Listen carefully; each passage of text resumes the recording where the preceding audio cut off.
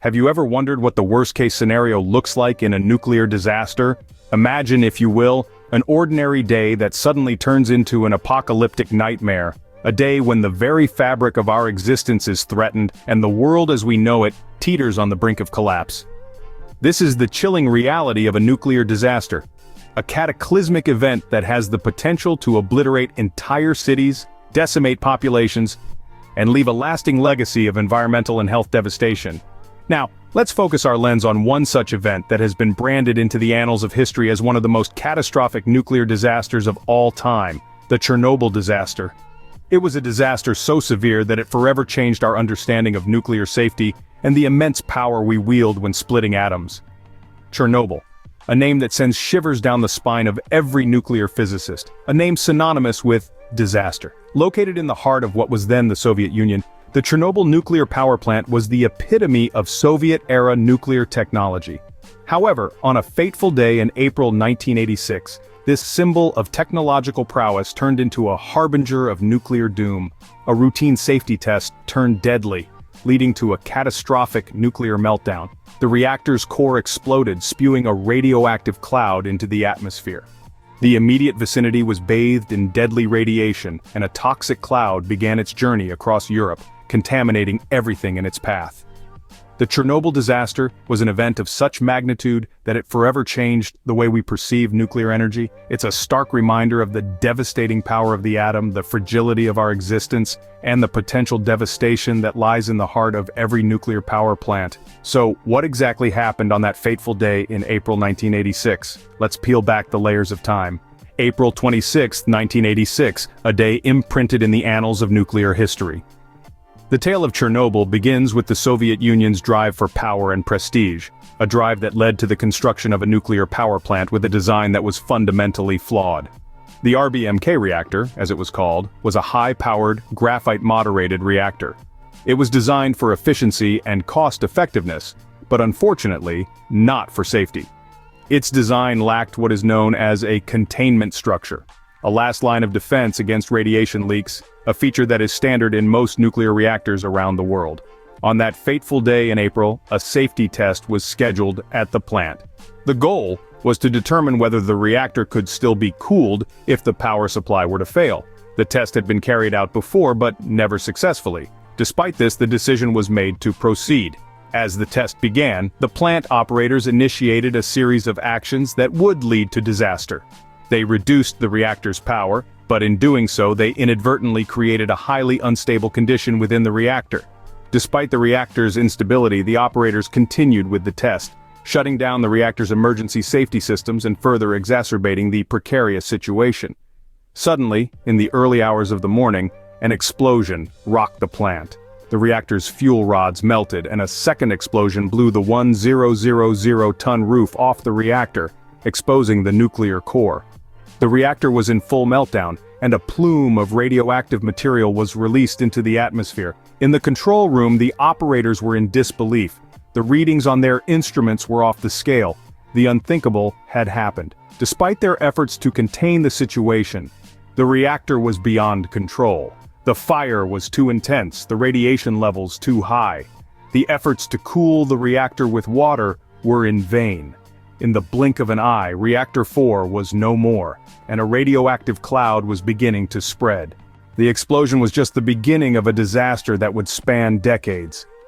As the flames from the reactor roared into the night sky, the first responders, unaware of the deadly radiation they were being subjected to, rushed to the scene. Firefighters, clad in their standard gear, faced a fire like no other, a fire fueled by the very atoms that make up our world. Their bravery is a testament to the human spirit, but their sacrifice is a stark reminder of the danger that lurked within the reactor's heart. Meanwhile, the nearby city of Pripyat slept, oblivious to the invisible killer seeping into their homes. It was not until the next day that the Soviet authorities began the evacuation. With only a few hours' notice, the residents were hastily ushered out of their homes, told they would return in just a few days. Little did they know that for most, this would be the last time they would see their homes. The Soviet Union, in an attempt to control the narrative, initially downplayed the severity of the incident. They kept the world in the dark, feeding them half-truths and misinformation, but as the radioactive cloud spread across Europe, their cover-up began to unravel. On the 28th of April, almost 3 days after the disaster, the rest of the world was finally alerted to the catastrophe that had unfolded in the heart of the Soviet Union.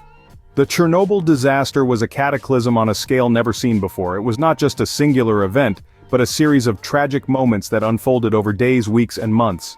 The immediate aftermath was a chaotic scramble to control the uncontrollable, to contain a force that humanity had unleashed but could not fully comprehend. In the face of such a monumental disaster, the truth could not be contained. Despite the attempts to control the narrative, the reality of the situation broke through the Iron Curtain, shocking the world. The world watched in horror as the full extent of the disaster began to come to light. But the explosion was not the end. In many ways, it was just the beginning. The long-term effects of the Chernobyl disaster are far-reaching and continue to ripple through time even now. The immediate days following the disaster saw a heroic yet tragic effort as workers rushed to contain the radiation. Many of these brave individuals, often referred to as liquidators, suffered from acute radiation sickness. This illness is not a gentle one. It began with nausea, vomiting, and in extreme cases, seizures and delirium. In the weeks that followed, those affected experienced a decrease in white blood cells, leading to a weakened immune system and making them vulnerable to infections.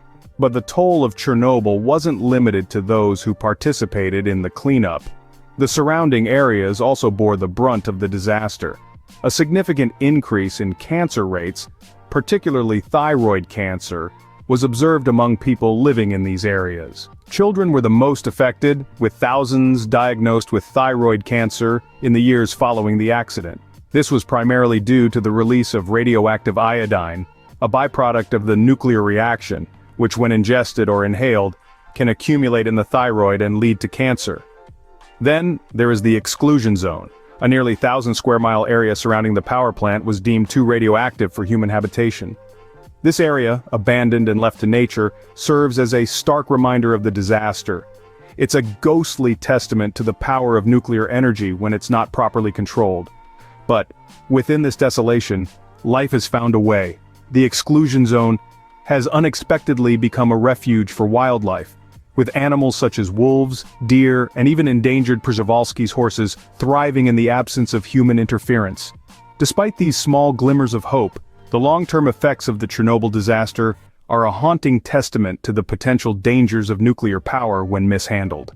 The shadow of Chernobyl continues to loom large even today.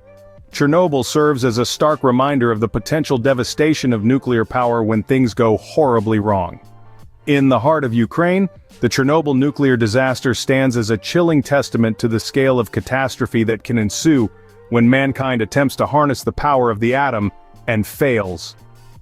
The events of that fateful April day in 1986 unfolded with a terrifying swiftness, a deadly ballet of radiation, fire, and human error that forever altered the lives of those in its path. The immediate aftermath was a tableau of horror. A smoldering reactor, a city evacuated, a region contaminated. But the long-term effects were even more profound. Thousands of lives were lost, and hundreds of thousands more were affected, their health and livelihoods irrevocably impacted. The land around Chernobyl remains a desolate wasteland, a haunting echo of the vibrant communities that once thrived there. Yet from this tragedy emerged invaluable lessons. The Chernobyl disaster served as a wake-up call to the world, exposing the inherent risks of nuclear power and the dire need for stringent safety regulations. In the years that followed, governments worldwide revisited their nuclear policies, implementing stricter standards and more rigorous inspections. The disaster also underscored the importance of transparency and timely communication in the face of such crises, lessons that continue to inform our approach to disaster management today. Chernobyl's legacy is as much about these lessons as it is about the disaster itself. It is a grim reminder of the human cost of technological hubris, a cautionary tale that underscores the need for responsible stewardship of the power we wield. It is a call to action, a plea for vigilance, for safety, and for respect for the forces we seek to harness. As we remember Chernobyl, we are reminded of the need for vigilance, for safety, and for the respect of the power we wield.